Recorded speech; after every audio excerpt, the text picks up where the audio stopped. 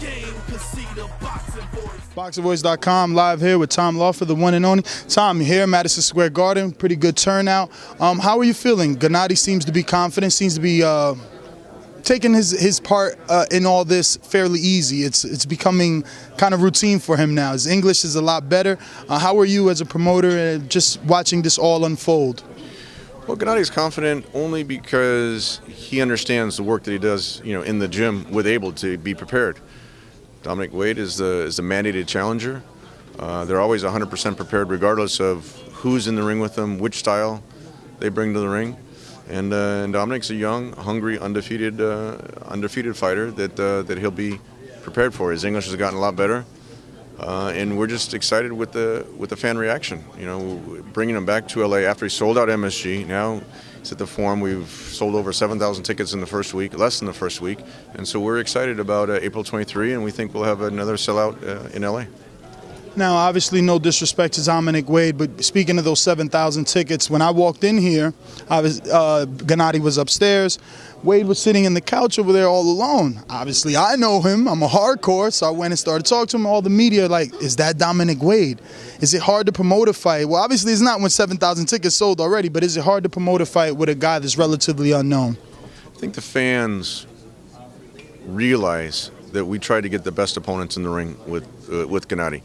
We tried to, do the Canelo fight first. We agreed to both having an interim fight or a voluntary defense before the Canelo mandatory. So then the IBF ordered the IBF mandatory. So now we're here with Dominic Wade. But when the fans sensed that, we tried to do a fight with Billy Joe Saunders, and they said they needed at least one or two title defenses. So it's always been. Not so much on the side with Gennady. It's been who can we get in the ring to challenge him, and Dominic right now is that challenger. It's a mandatory challenger. Gennady doesn't have a choice to say, okay, we're not going to fight Wade, we'll fight somebody else, because then he would get stripped of the IBF title. So he respects that. He lives up to his mandatory obligations. A lot of fighters try to skirt around their mandatories, and Gennady is going full force, and you got to give Wade a lot of credit. Because, as I said at the press conference, it took literally about a week. By the time I contacted Tom Brown, or by the time the IBF mandatory came down, it took me and Tom Brown and myself about a week to work out the deal. Obviously he had to consult with Al Heyman and Dominic's side, and Jerry Vines, the manager. But we were able to work out the details, and now we're here for April 23. Now, with Dominic Wade, is it safe to say that he's going to be able to put a similar matchup like Willie Monroe? I spoke to his trainer. They're saying that, Pernell Whitaker, Mayweather, guys like that are the type of mindset that they're going into it because Golovkin is such a puncher. Do you think that he can stay away from Golovkin for 12 rounds? Abel does such a great job in the training and Gennady's footwork. I've never seen anyone be able to cut off the ring the way Gennady has. You saw his first fight on HBO was against Proxa. Proxa was a southpaw mover, European champion, and Gennady was able to cut off the ring against a very difficult style. Same thing with Willie Monroe.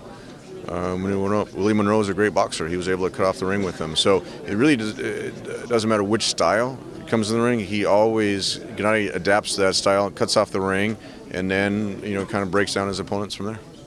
Now, Gennady made it to SportsCenter for this fight. I mean, that doesn't happen much. I mean, we've heard maybe Danny Garcia's name mentioned there. Obviously, Pacquiao, Mayweather on there. But Gennady's becoming a fixture on ESPN.